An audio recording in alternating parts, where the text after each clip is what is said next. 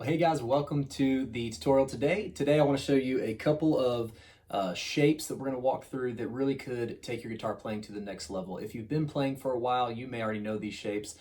This just may be a good refresher for you. But if you're new to playing lead guitar in the church setting, this may be a game changer for you. I know it was for me when I first learned these two things. It really took me from not having a clue what I was doing to at least having a starting point, and I still use these things today, several years later. So I want to talk through two things. First, we're going to talk through the triad shape. Okay, so the triad shape, what that is going to be is we're literally going to be making almost like a triangle in our shape here. So our bass note is always going to be based on the B string. Okay, so if we want to go to, let's say we're in the key of G, we're going to go to the B string. It's going to be this one. Sorry about that. This one. And we are going to find the G note. So that is going to be right here is where your G note is. So that should match playing a G chord. Okay. So your G note is here. And so on that, you're going to make a triangle shape by adding your index finger on the, the 7th fret on the G string, and then on the 7th fret on the high E string. So it looks like this.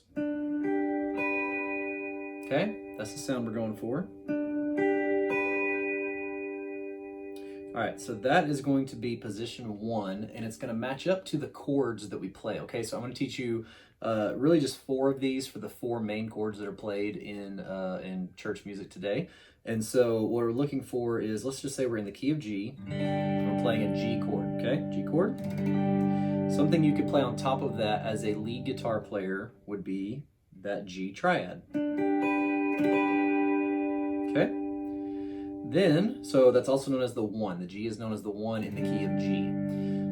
Then let's talk about the 5 chord. Okay, the 5 chord would be a D in the key of G.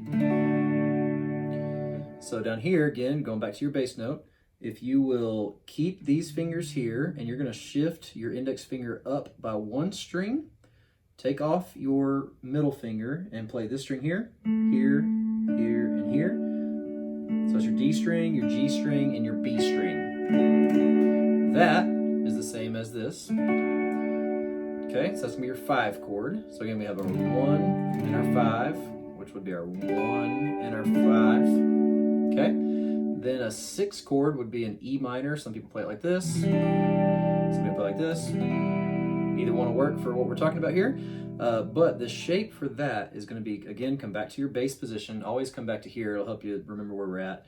So we're here. Now this one, you're going to simply, you can keep these here like this, and then just simply add your ring finger and play the bottom 3 strings. Or you can just take that off completely and do this if you're more comfortable there, okay? But that will match up with.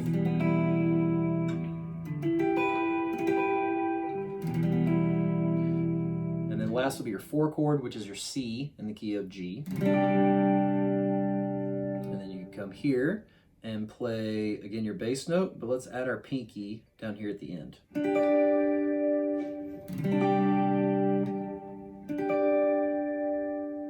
Okay, so if you're playing, you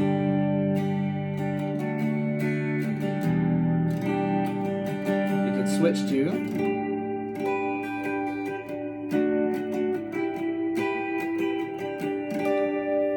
okay, and play those on top of each other. So that's the triad. You could do that in any position. If you want to go to the key of B, you would come down here. This is your B note on the 12th fret of the B string. Again, you'd go B. And if you want to play your 6, you would go here, which would be a G sharp minor. So, and the chords just continue from there.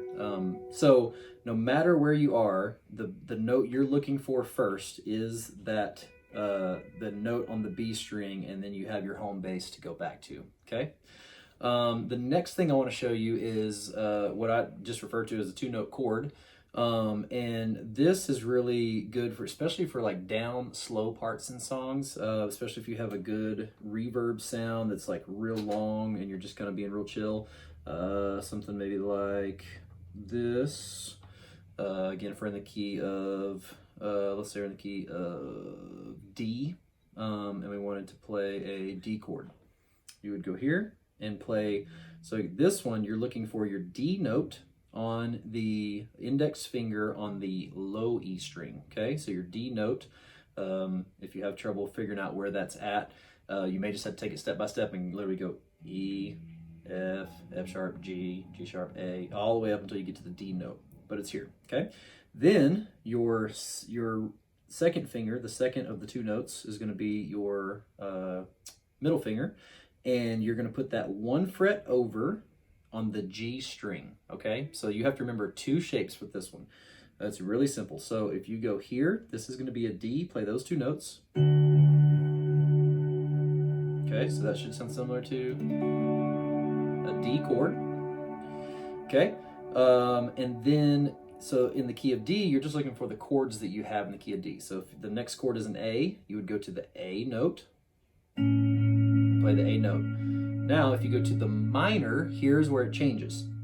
So in the key of D, there's a B minor. So you're gonna go to your B note on the low E string, and then you're going to, instead of being over one fret for a B major, you're gonna go minor, and the thing that's gonna make it minor is sliding it over onto the same fret and playing this. Okay? So if our chords are, let's say, D to an A, to a B minor, to a G major. Okay, does that make sense? So at the end of the day, your major chords are going to be one fret over, minor chords are going to be on the same fret. The only addition to this that you could do, not the only, but one addition you could do is adding the bottom down here is playing the same note, because these are your two E strings, so whatever you play here, play it on the bottom too. So your D, you could do something like,